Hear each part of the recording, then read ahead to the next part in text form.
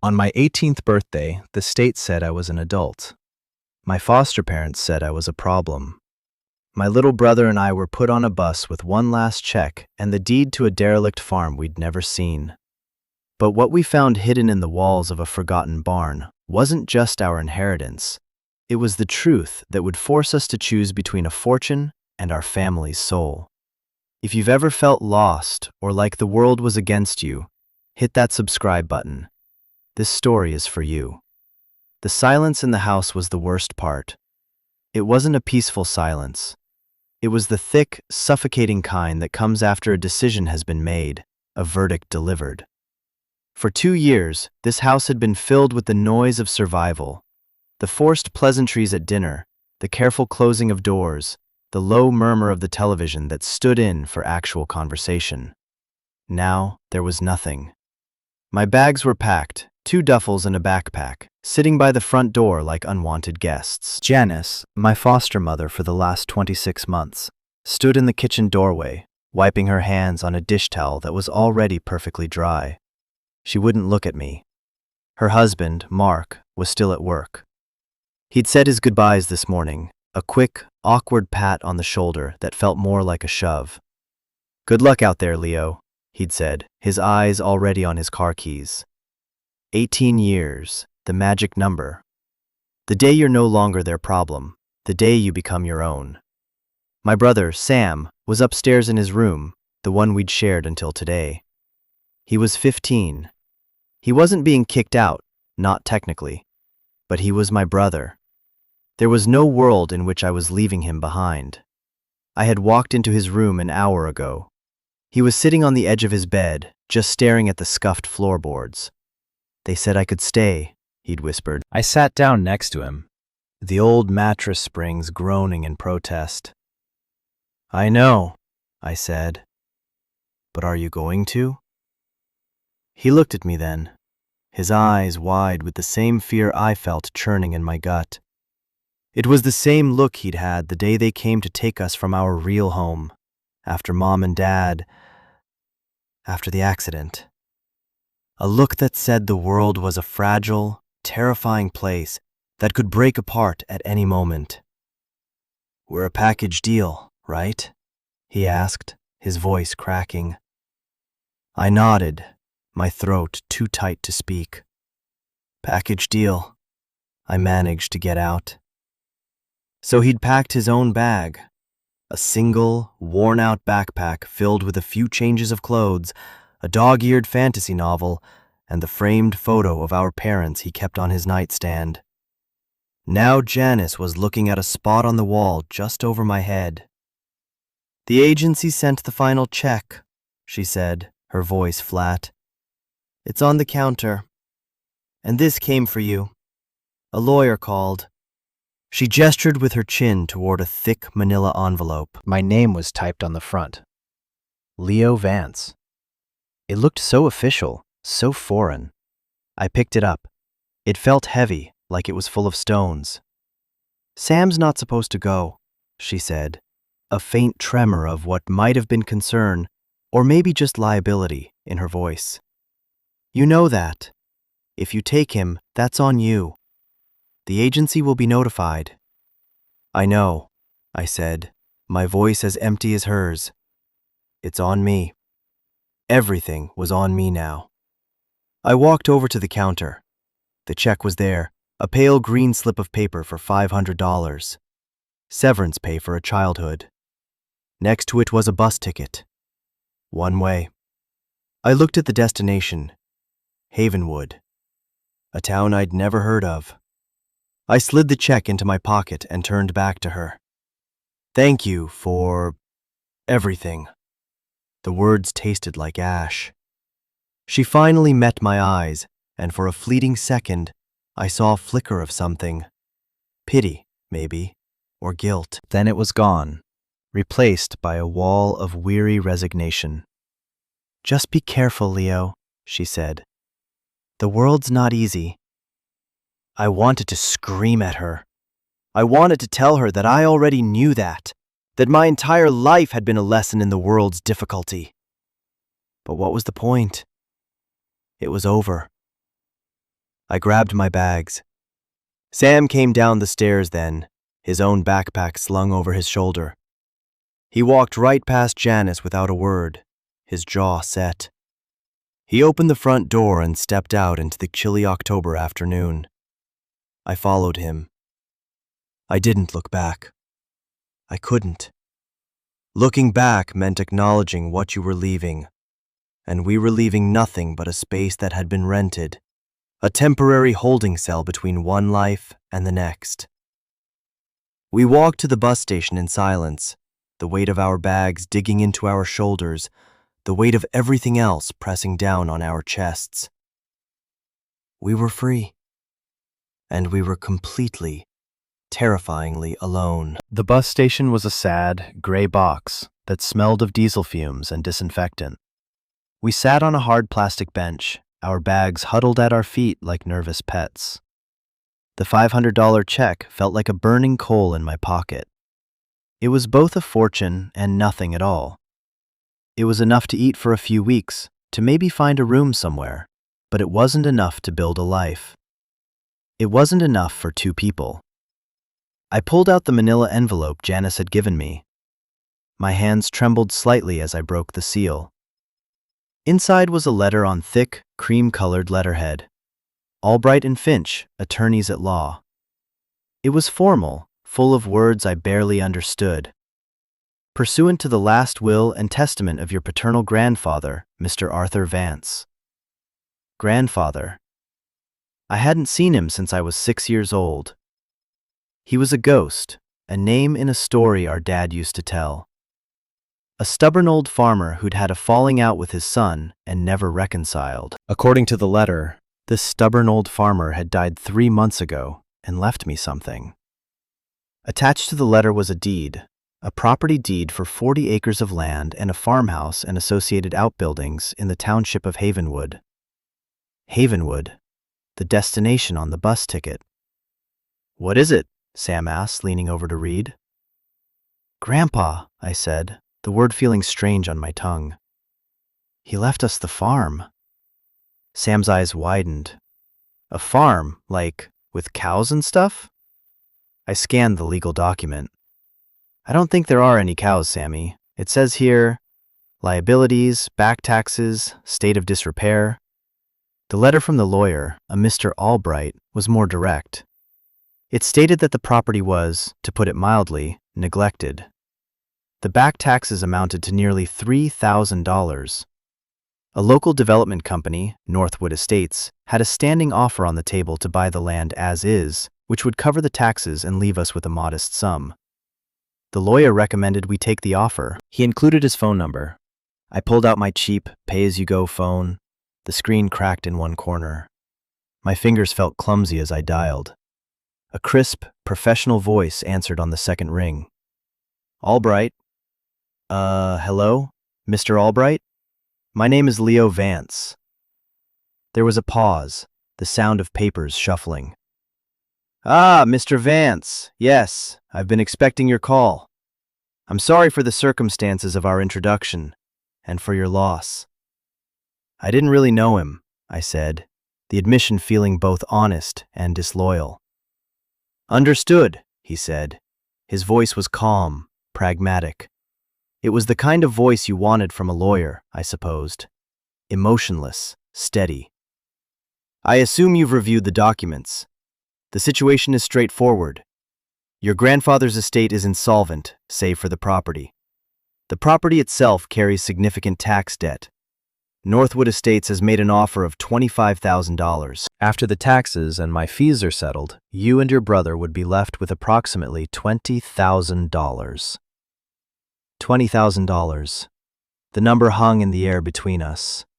It was more money than I had ever imagined holding. It was a new start, a real one. An apartment, food, clothes for Sam, maybe even enough for me to look into a community college course. It was a lifeline. "They want the land," I said, stating the obvious. "They do," Albright confirmed. "They've been trying to acquire the surrounding parcels for a new residential development for some time. Your grandfather was the last holdout." Holdout. The word conjured an image of a stubborn old man standing on his porch with a shotgun. It didn't fit the vague, smiling memory I had of him from my childhood. "Why didn't he just sell?" I asked. "I can't speak to your grandfather's motivations, Mr. Vance. He was a private man. He stopped communicating with my office over a year ago. The offer from Northwood is fair, considering the state of the property and the tax burden.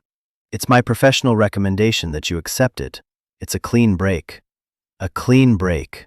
Just like leaving the foster home. Just like the state washing its hands of me. It was all so clean. So simple. We're on a bus to Havenwood now," I told him. There was another pause on the line.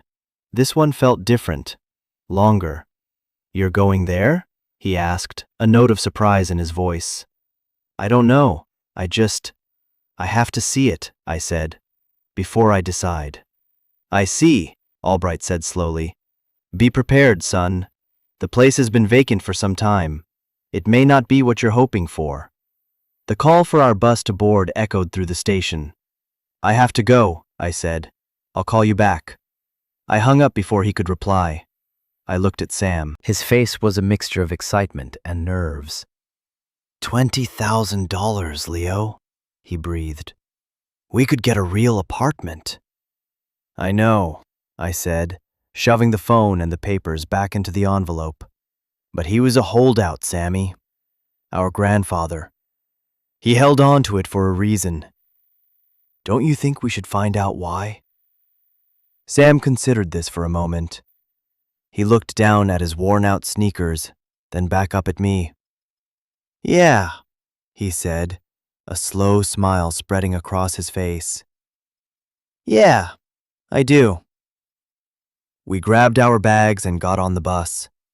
As it pulled away from the station, I watched the city skyline shrink in the window until it was just a smudge on the horizon. We were heading into the unknown, armed with a deed to a ruin and a question. It wasn't much, but it was ours. The hiss of the bus's air brakes was a constant, rhythmic sigh, the soundtrack to our slow escape. We'd been traveling for 4 hours, moving from the dense grid of the city to the sprawling, repetitive suburbs, and now into something else entirely. The landscape was flattening out, the spaces between houses growing wider. Trees began to appear in thick, dark clusters, not the lonely, manicured maples of suburban lawns, but wild, tangled forests of pine and oak. The sky seemed bigger out here, a vast, pale blue canvas that made me feel impossibly small. Sam had his forehead pressed against the cool glass of the window, watching the world slide by. After the first hour of nervous energy, he'd fallen into a quiet, watchful state. I wondered what he was thinking. Was he scared? Was he regretting his decision to come with me? I was his big brother. I was supposed to be the strong one, the one with a plan. But my plan consisted of a bus ticket and a vague, foolish hope. My insides were a tangled knot of fear and a strange, unfamiliar flicker of excitement. For the first time in my life, I was in charge of my own destination. The thought was both liberating and crushing. Every mile we traveled was a mile I was responsible for. Every decision, from what we would eat to where we would sleep, was mine to make. The weight of it was immense. I looked around the bus.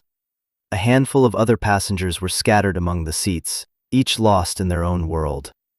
An old woman knitting, her needles clicking softly.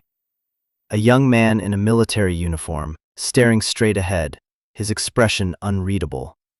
A mother trying to soothe a fussy baby. We were all in transit, all moving from one point to another. But for me and Sam, it felt different. We weren't just going to a new place, we were trying to find a new life. "You think it'll have a porch swing?" Sam asked suddenly, his voice soft. I turned to him. "What?" "The house," he said, not taking his eyes off the passing scenery. "Grandma and Grandpa's house in the old photos. It had a big porch with a swing." He was talking about the photos our mom kept in a shoebox, pictures from before the fight, before our dad left home and never went back. Pictures of a younger, happier version of our family. I remembered them. A whitewashed farmhouse, a sprawling oak tree, and yes, a wide porch with a wooden swing. "I don't know, Sam," I said gently. "Mr. Albright said the place is pretty run down."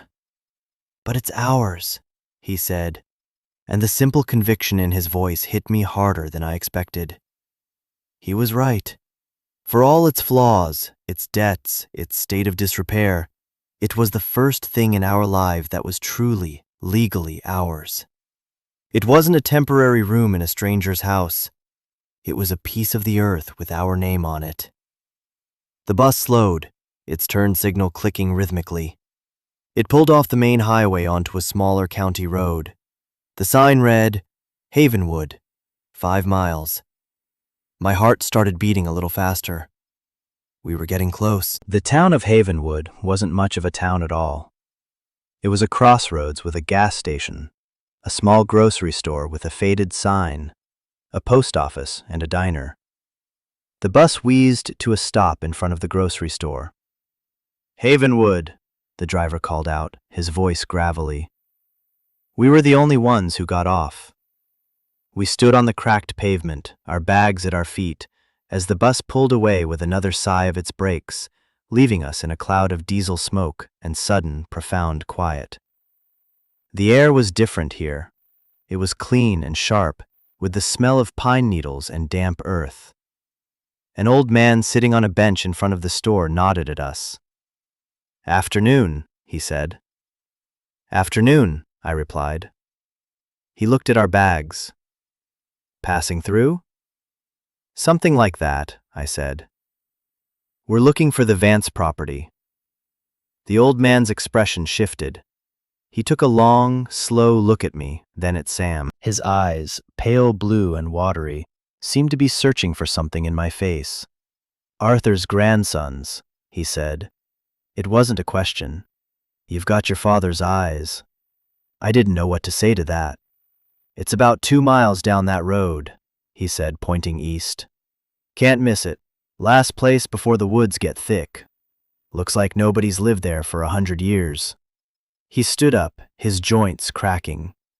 "Shame about Arthur. He was a good man. Stubborn as a mule, but a good man." He tipped his hat and walked into the store, the screen door slamming shut behind him. We stood there for a moment, the silence rushing back in. "He knew Grandpa," Sam said, his voice full of awe. It was the first real connection to this place, to the man we'd never known. It made it all feel more real. We adjusted the straps on our bags and started walking. The road was paved for the first mile, then it turned to gravel. The houses grew farther and farther apart, until there were no more houses at all, just fields and fences and the looming presence of the forest. My shoulders ached. Sam was breathing heavily beside me, but we didn't complain. We just kept walking, one foot in front of the other, moving toward a place that was either a new beginning or a dead end. And then we saw it.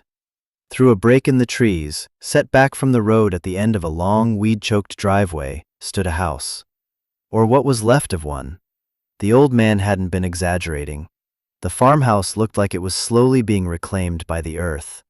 The paint, once white, had peeled away in long strips, revealing the weathered gray wood beneath. The roof on the porch sagged dangerously in the middle, and one of the columns had collapsed entirely, leaving the corner to droop like a broken wing. The windows were dark and empty, like vacant eyes. A huge oak tree, the one I remembered from the photos, dominated the front yard, its branches skeletal and bare against the autumn sky. There was no porch swing. We walked up the driveway, our feet crunching on the gravel. The closer we got, the more dilapidated it looked. The front steps groaned in protest as I put my weight on them. The front door was locked, but the wood around the knob was so rotten that I was able to force it open with a hard shove. It swung inward with a long, drawn-out screech. The air that hit us was cold and musty, thick with the smell of dust, damp, and time. Everything was covered in a pale gray film. Furniture huddled under white sheets, their shapes ghostly and strange. A grand staircase rose up from the entryway, a river of dust flowing down its center. Sunlight struggled to pierce the grime on the windows, cutting weak, hazy beams through the gloom. "Wow," Sam whispered, his voice echoing in the cavernous space. We explored the downstairs first, a living room with a huge stone fireplace, the hearth filled with blackened leaves that had fallen down the chimney. A dining room with a long table still surrounded by chairs, all shrouded in white. The kitchen was a time capsule from another era, with a massive porcelain sink and a rusting cast-iron stove. In a small study off the living room, we found a desk. Its surface was clear, except for a single, tarnished brass key. I picked it up. It was heavy, ornate. I had no idea what it was for, but I slipped it into my pocket. Upstairs, we found 3 bedrooms. They were all empty, stripped bare. Except for one, the master bedroom. It still had a bed, the mattress bare, and a heavy wooden wardrobe. I opened it. It was empty, save for the faint, lingering scent of cedar and mothballs. We had seen the whole house. It was big, it was solid in its bones, but it was a wreck. A cold, empty shell. Disappointment settled in my stomach, heavy and sour. This wasn't a home. It was a project, a burden. Maybe Albright was right. Maybe we should just take the money and run. "It's big," Sam said, trying to sound positive. "Yeah," I said, "big and empty." We went back outside, the fresh air a welcome relief after the stale atmosphere of the house. My eyes fell on the barn. It stood about 50 yards behind the house, a massive structure, its red paint faded to a dull, rusty brown. It was even bigger than the house, with a high, peaked roof and a huge sliding door. "Let's check out the barn," I said, mostly because I didn't want to stand there and stare at the broken-down house anymore. The barn door was heavy. It took both of us, grunting and straining, to slide it open a few feet, just enough to slip through. The inside of the barn was vast and dark. Light filtered in through cracks in the walls, striping the dusty air like a cathedral. The space was mostly empty. A few rotting hay bales were stacked in a corner. An old tractor, covered in a thick blanket of dust and rust, sat silently in the center.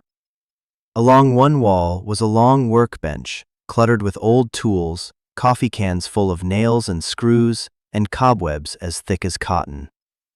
It smelled of hay, oil, and dry rot. We walked the length of the barn, our footsteps echoing in the immense quiet. It felt ancient, like a place full of secrets. I ran my hand along the workbench, my fingers leaving a clean trail in the dust. I was just about to suggest we head back toward town and figure out where to sleep when Sam called out, "Leo, look at this." He was standing at the far end of the barn, by the back wall. He was pointing at the wooden planks. "This one's loose," he said. I walked over. He was right. One of the wide, vertical planks wasn't flush with the others. It was set back a fraction of an inch, and when I pushed on it, it wiggled. My curiosity piqued. I gripped the edge of the board and pulled. It resisted, then came away with a groan of old nails. Behind it was not the outside world, but a dark, square cavity in the wall. And set deep inside that cavity was a small, black metal door with a combination dial. A safe. We just stared at it. A safe. Hidden in the wall of a forgotten barn on a derelict farm. The quiet of the place suddenly felt different. It was no longer empty. It was waiting. "No way," Sam breathed. "No way." My heart was hammering against my ribs. All the disappointment I'd felt about the house vanished, replaced by a surge of adrenaline. A holdout. He held on to it for a reason. Suddenly, I felt like we were on the verge of finding out what that reason was. The safe was old, black, and formidable. The dial was stiff, its numbers faded. We had no idea what the combination could be. We tried the obvious things first. my grandfather's birthday, my dad's birthday, the year the house was built, which was carved into the hearthstone. Nothing. The dial just clicked uselessly, the heavy bolt refusing to budge. "Maybe we can pry it open," Sam suggested, his voice echoing with excitement. We found a crowbar among the rusty tools on the workbench. I wedged the tip into the thin seam around the safe's door and pulled. The metal groaned, but it held firm. I put all my weight into it, my muscles straining. Sam helped, grabbing the end of the crowbar and pulling with me. We were grunting, sweating, our frustration growing with every failed attempt. "It's no use," I said, panting, dropping the crowbar with a loud clang. "This thing is built like a tank." We sat down on the dusty floor, defeated, staring at the impassive black square. The last light of the afternoon was fading outside, the beams of light inside the barn growing long and orange. We were tired, hungry, and no closer to any answers. The $20,000 offer from the developer felt more tempting than ever. It was real. It was easy. This was a fool's errand. I slumped against the wall, my head in my hands. What were we even doing here? Chasing a ghost? Following a breadcrumb trail that probably led nowhere? My fingers brushed against the objects in my pocket, my phone, the $500 check, and the heavy brass key from the desk. The key. I pulled it out, looking at it in the dim light. It was an old-fashioned skeleton key, the kind you see in movies. It was definitely not for the safe. But as I turned it over in my hand, an idea sparked. It was a long shot, a stupid shot, but it was all I had. "Sam," I said, my voice quiet, "what if the combination isn't a number?" He looked at me, confused. "What do you mean?" I stood up and went back to the workbench. I rummaged through the coffee cans, my fingers sifting through bent nails and mismatched screws. Finally, I found it, a small can of machine oil. I took it back to the safe and carefully dripped a few drops onto the dial, working it back and forth to loosen it up. Then, I took a deep breath. I thought about the key.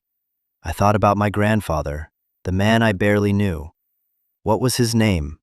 Arthur Vance. A V. I turned the dial to the right, stopping at the A. Then I spun it left, past the A, all the way around, and stopped at V. I held my breath and tried the handle. Nothing.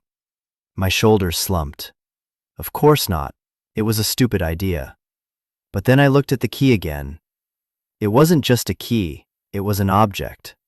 It had a shape. The top of the key was an ornate, circular design. The shaft was long and straight. The bit at the end had two distinct teeth. What if the combination wasn't letters? What if it was a description? Right, left, right. 3 numbers, like the 3 parts of the key. The circle, the shaft, the teeth. I thought about the numbers on the dial. A circle, 0. I turned the dial to the right, stopping on 0. The shaft was long. How long? I had no idea. I looked at Sam. He was watching me, his eyes wide. "What are you doing?" "I don't know," I admitted. "Just thinking." The shaft. Long. What's a long number? I thought about the property. 40 acres. I spun the dial to the left, past 0, and stopped on 40. The teeth. There were 2 of them. I turned the dial back to the right and stopped on 2. 042. It felt absurd. It had to be wrong. My hand was shaking as I reached for the handle. I closed my eyes and turned. For a second, there was the same solid resistance. Then, with a deep, grinding click that echoed through the entire barn, the bolt retracted. The door swung open. We both gasped. We knelt in front of the open safe, peering into the darkness within. It wasn't full of gold bars or stacks of cash.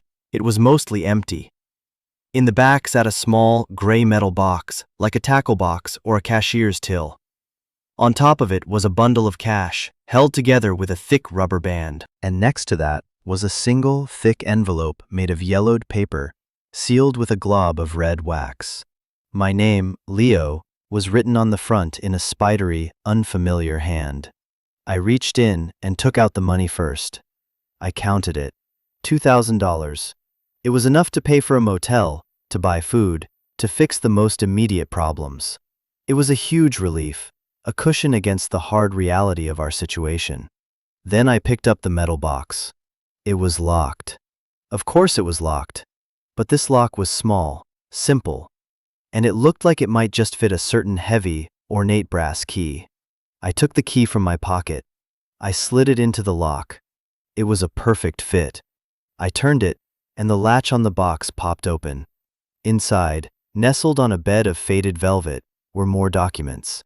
Old, folded papers, a small black ledger, and another, smaller key. But I ignored them for a moment. My attention was fixed on the envelope. My name was on it.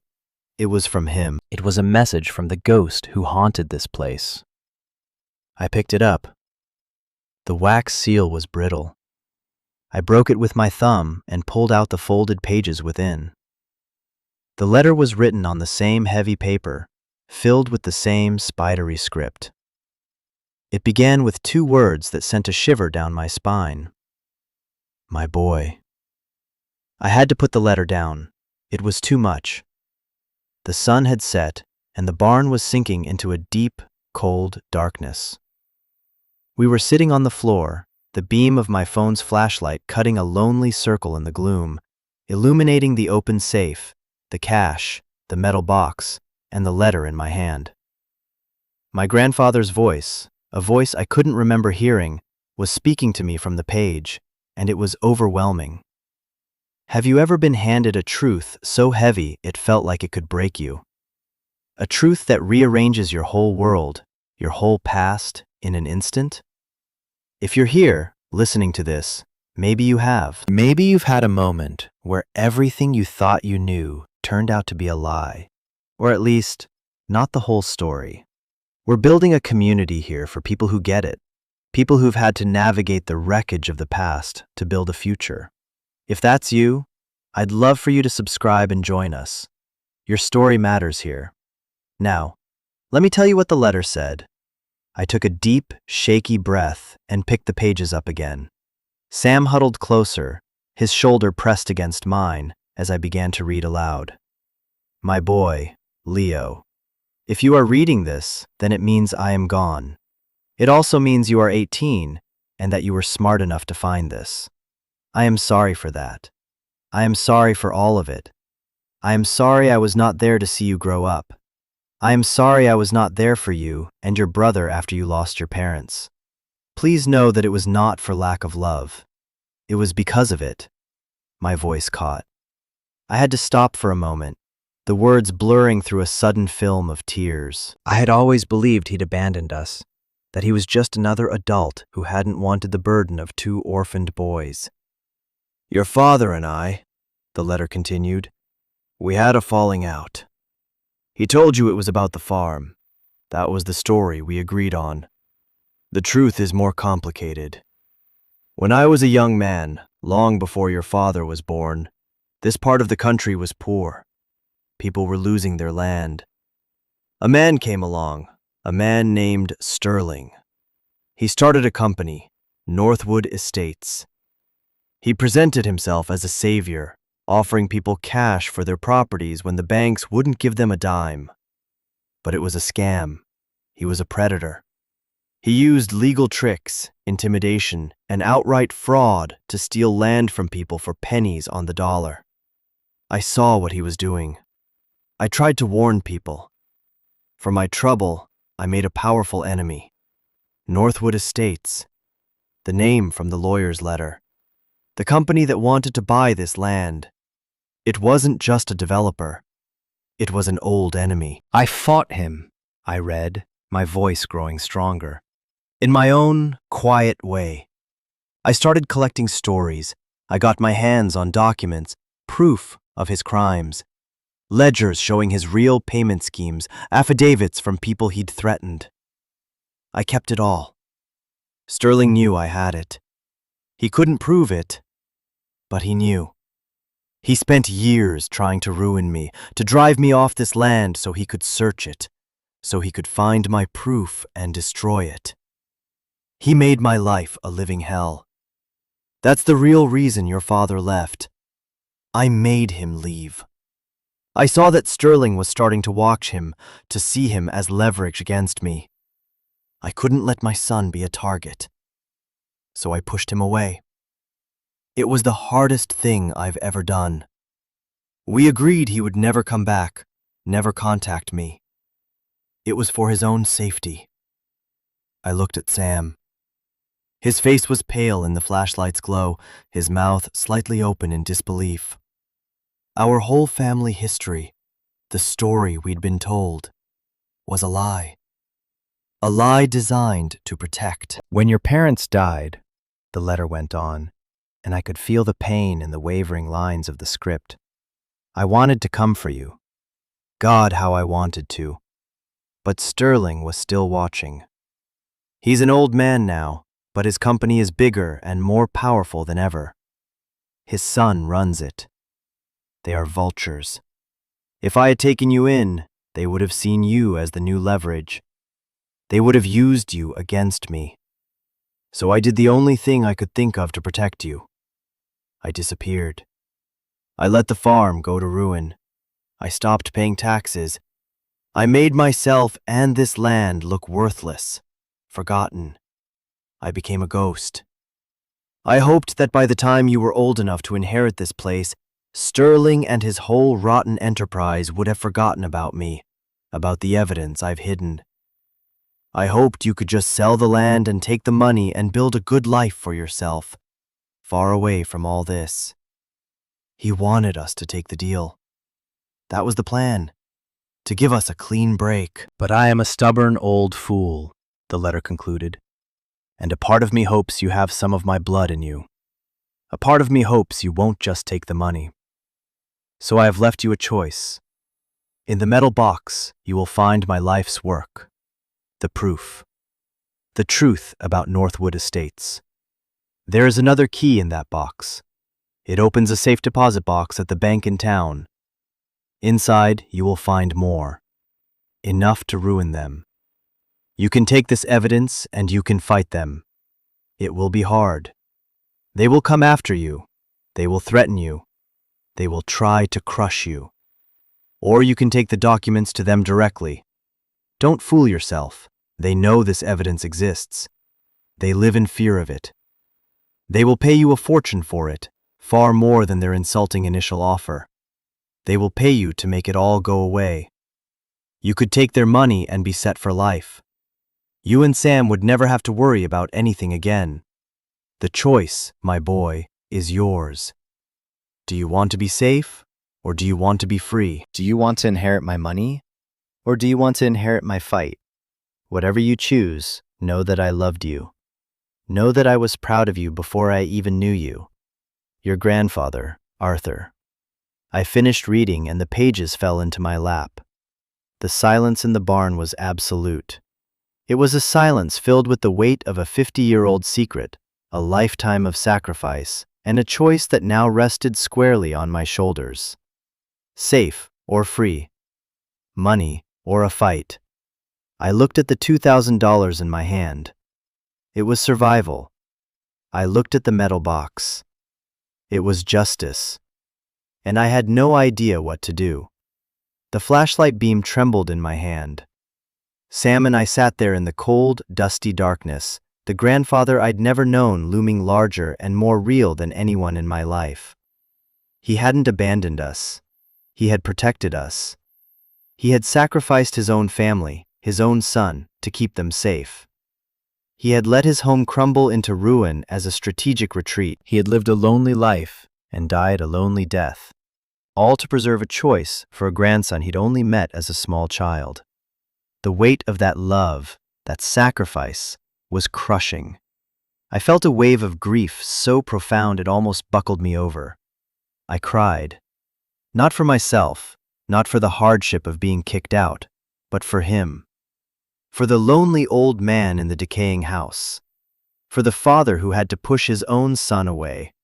For the family that was broken not by a lack of love, but by an abundance of it. Sam put his arm around me, a rare gesture of comfort from my usually reserved little brother. "He was a hero," Sam whispered, his voice thick with emotion. I nodded, wiping my eyes with the back of my dusty hand. "Yeah," I said, "he was." We sat in silence for a long time after that, the air charged with the gravity of the letter. The choice it presented felt impossible. On one hand, a fortune. I tried to imagine it. Not just the 20,000 Mr. Albright had mentioned, but a real fortune. Hundreds of thousands? A million? Enough to buy a nice house somewhere far away from here. Enough for Sam to go to any college he wanted. Enough to erase every financial worry we had ever had or would ever have. Security, safety, a life without the constant, grinding fear of poverty. A life where we could finally just be. It was everything I had ever wanted. On the other hand, the fight, justice, honoring the legacy of a man who had given up everything for it. But the letter was clear. It would be dangerous. They will come after you. They will threaten you. They will try to crush you. These weren't the actions of a normal company. This was something else. This was criminal. I was an 18-year-old kid with a 15-year-old brother, $500 from the state, and $2,000 from a safe. What chance did we possibly have against a powerful, ruthless corporation? We would be destroyed. It was an unwinnable war. "We should take the money," Sam said quietly, as if reading my thoughts. I looked at him. His face was earnest, scared. "Leo, think about it. We could be done with all of this. No more foster homes, no more worrying about where we're going to sleep. We could just be normal." He was right. It was the sensible choice. It was the sane choice. It was what our grandfather himself had said he hoped we would do. Live a good life, far away from all this. I opened the metal box again. I took out the small black ledger. I opened it. The pages were filled with Arthur's same spidery handwriting. It was a list of names, dates, and amounts. Next to each name was a note. Forced sale, threat of foreclosure. Cattle poisoned, offered 10% of value. Deed forged, son threatened. Page after page of it. The methodical, heartbreaking chronicle of a community being dismantled, family, by corporate greed. These weren't just names. They were people. People like us. People who had lost their homes, their legacies. At the back of the ledger was a folded map of the county. Dozens of parcels of land were colored in red. Our farm was a small, white square in the middle of a sea of red ink, the last holdout. My grandfather hadn't just been protecting himself. He had been protecting this evidence. He was the keeper of their stories. If we took the money, their stories would be buried forever. The injustice would be cemented, paid for with our silence. I closed the ledger. My hands were steady now. The fear was still there, a cold knot in my stomach, but something else was there too. A flicker of anger, a spark of defiance. It was the stubborn blood my grandfather had written about. "He called them vultures," I said to Sam. "He spent his whole life fighting them. He gave up his own son to do it. If we take their money, what did he do it all for?" "He did it for us," Sam insisted, his voice rising. "So we wouldn't have to fight. He said it in the letter, Leo. He wanted us to be safe." "I know what he said," I replied, my voice low and intense. "But I also know what he did. He left us a choice, Sam. He didn't just leave us the money, he left us the truth. Why would he do that if he didn't hope, even a little bit, that we would use it?" We stared at each other in the darkness, two brothers at a crossroads. The easy path glowed with the promise of wealth and security. The hard path was shrouded in shadow and danger, with no guarantee of success. It was the choice between a comfortable life and a meaningful one. My whole life, other people had made choices for me. Social workers, foster parents, judges. They had decided where I would live, what school I would go to, who I would be. My life had been a series of passive reactions to things I couldn't control. This was different. This was the first real choice I had ever been given. And it felt like the most important choice I would ever make. I picked up my phone and scrolled through my contacts until I found the number for Mr. Albright. "What are you doing?" Sam asked, his voice tight with anxiety. "I'm making a choice," I said. I pressed the call button. It was late, well past business hours, but he answered on the third ring, his voice thick with sleep. "Albright? Mr. Albright, it's Leo Vance." There was a pause. "Leo, is everything all right? It's nearly 10 o'clock. "I'm sorry to call so late," I said, my heart pounding. "But we found something. On the property. In the barn." I explained everything, the safe, the letter, the ledger. I didn't give him all the details, just the broad strokes. That my grandfather had collected evidence of criminal wrongdoing by Northwood Estates. As I spoke, I felt the last of my fear burn away, replaced by a cold, hard certainty. The silence on the other end of the line was profound. When Mr. Albright finally spoke, the sleepiness was completely gone from his voice. It was replaced by something else, a sharp, focused intensity.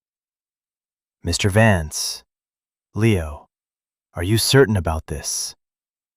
"I'm holding it in my hand," I said. "There's more, in a safe deposit box." Another long pause. I could hear the faint sound of him breathing. "Do not talk to anyone else about this," he said, his voice a low command. "Do not leave the property. Are you safe there?" "I think so," I said. "Good. Stay there. I'm going to make some calls. I have a colleague, a private investigator. I'll have him meet you there in the morning." "And Leo?" "Yes?" "Don't take their offer," he said. "Don't even answer their calls. We're not taking their money." He said we. The word hung in the air. We. Suddenly, we weren't so alone. "Okay," I said. "And son?" "Yes?" "Your grandfather," he said, his voice softer now, with a note of something that sounded like respect. "He was a good man. I think you've just inherited his fight." I hung up the phone. The choice was made. We weren't taking the money. We were going to fight. I looked at Sam. He was staring at me, his expression a mixture of terror and awe.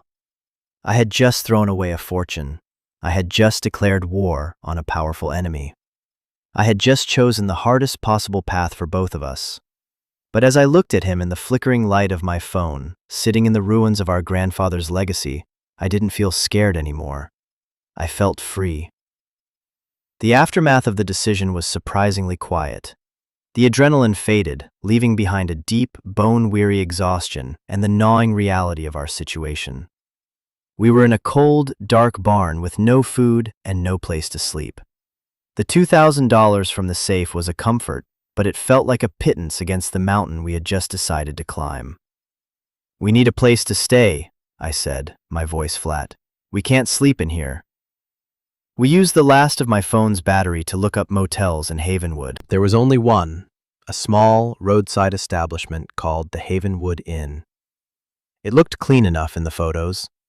We packed everything back up, the cash, the ledger, the metal box, and stuffed it deep into my duffel bag. It felt impossibly heavy now, not just with physical weight, but with the weight of its secrets. We slid the barn door shut and walked the 2 miles back to the town's main crossroads, the darkness of the country road absolute and unnerving. The Havenwood Inn was a single-story building with a buzzing neon sign that cast a pinkish glow onto the empty parking lot. The woman at the front desk was reading a magazine and barely looked up when we came in. She gave us a room with 2 beds and a television that only got 3 channels. It was the most beautiful room I had ever seen. I paid for a week in cash. The hot shower felt like a miracle, washing away the grime of the day and some of the tension in my shoulders. Sam fell asleep almost as soon as his head hit the pillow. His face finally relaxed in the dim light from the window. I stayed up, the ledger and the letter spread out on the worn bedspread. I read my grandfather's words again and again, absorbing their meaning, their sacrifice. I studied the names in the ledger, the quiet injustices they represented. These were the people we were fighting for. This was the legacy I had chosen. The next morning, a man named Frank met us at the diner next to the motel. He was the private investigator Mr. Albright had sent. He was a short, stocky man in his 50s with a kind, weathered face and watchful eyes. He didn't look like a PI from the movies. He looked like a high school gym teacher. He bought us breakfast and listened patiently as I recounted the story again.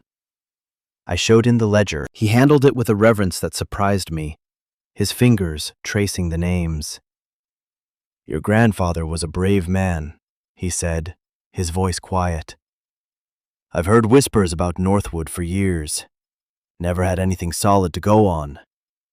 This," he tapped the ledger, "this is solid." After breakfast, we drove back to the farm in Frank's unassuming sedan. The morning light made the place look less menacing, more melancholy. Frank did a thorough sweep of the house and the barn, looking for listening devices or signs of surveillance. He found nothing. "They probably thought the evidence was long gone," he said. "They figured Arthur died with his secrets." Frank's presence was a calming influence. He was practical, methodical. He took high-resolution photos of every page of the ledger and every document in the box. He helped us get the safe deposit box key and arranged for Mr. Albright to handle the legalities of accessing it. He also gave us some practical advice. "You two need to lay low," he said. "Northwood finds out you have this, they'll come at you hard. Not with lawyers at first. They'll send someone to make you an offer you can't refuse. Then they'll send someone to scare you. You need to be prepared for that." The threat, which had felt abstract in the dark barn, suddenly became very real. That afternoon, it became even more real. A sleek, black car I didn't recognize pulled up to the curb outside our motel. A man in an expensive suit got out. He didn't come to our door. He just stood there for a moment, looking at the building, then got back in his car and drove away. It was a message. "We see you. We know where you are." That evening, Mr. Albright called. His voice was different now. The calm pragmatism was gone, replaced by the excited energy of a strategist. "Frank was right, Leo. The ledger is a roadmap to their crimes.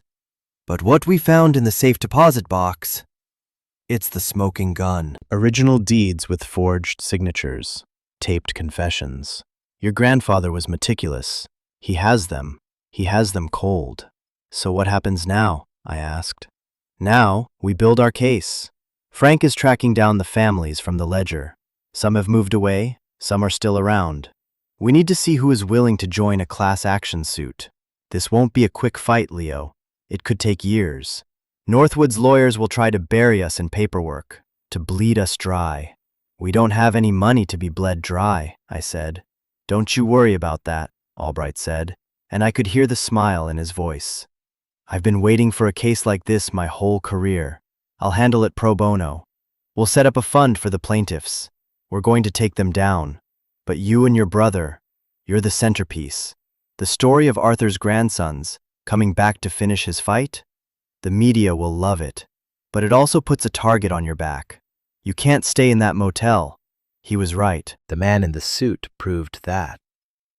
"Where do we go?" I asked. "Go home," he said simply. "To the farm?" I was stunned. "It's a wreck." "It's defensible," Albright countered. "It's isolated. Frank can help you secure it. Change the locks, board up some windows. It's the last place they'll expect you to be. They think you're scared kids who will run. Don't run. Dig in. It's your land. Claim it." The idea was terrifying. Living in that broken-down house, alone, with a powerful enemy just miles away. But he was right. Running was what they expected.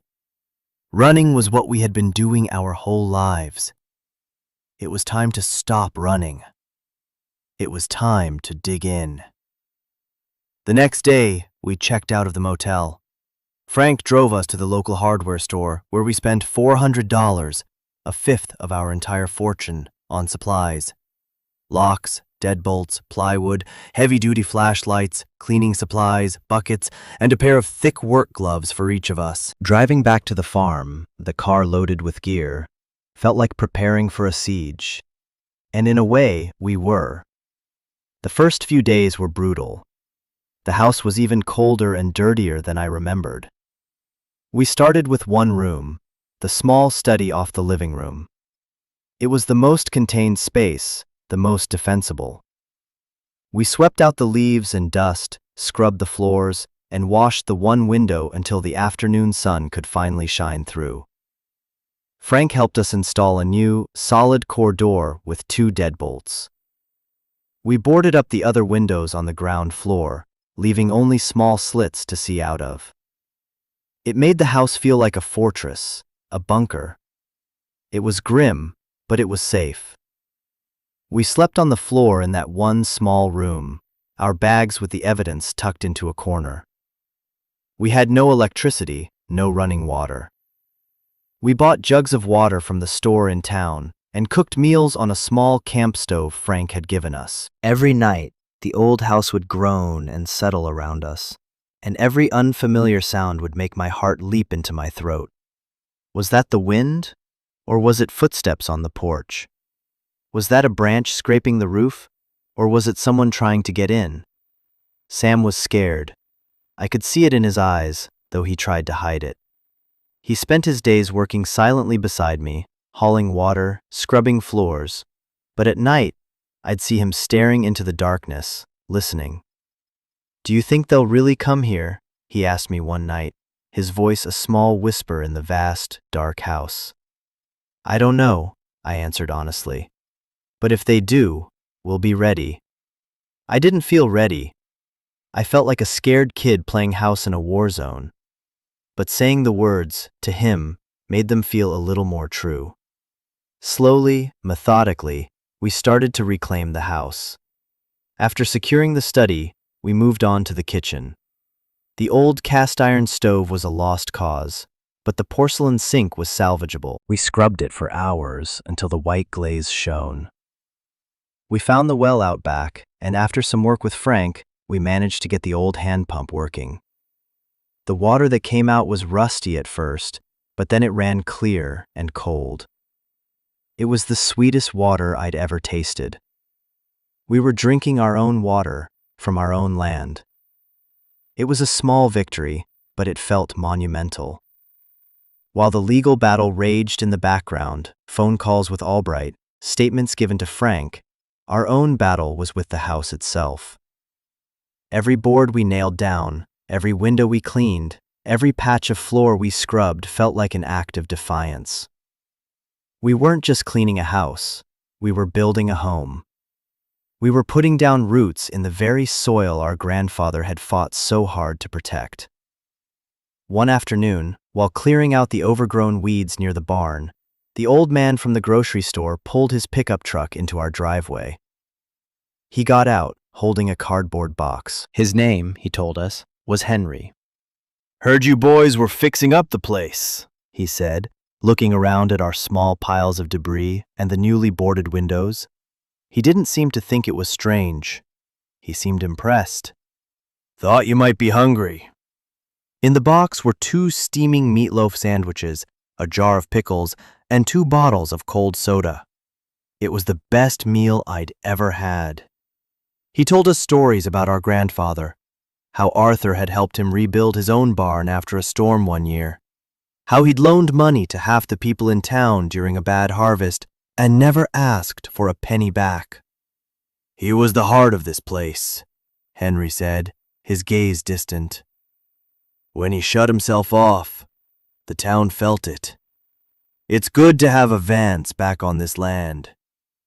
He started coming by every few days, sometimes with food, sometimes with a tool he thought we could use, sometimes just to talk. Other people started to appear too.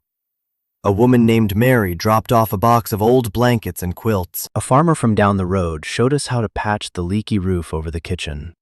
They were the children and grandchildren of the names in Arthur's ledger. Frank had found them, and they remembered. They saw what we were doing, and they wanted to help. The house was still a wreck. We were still living in one room, but we weren't alone anymore. We had a community, and Northwood Estates knew it. One morning, a letter arrived, delivered by a courier. It was from their lawyers. It was a formal offer.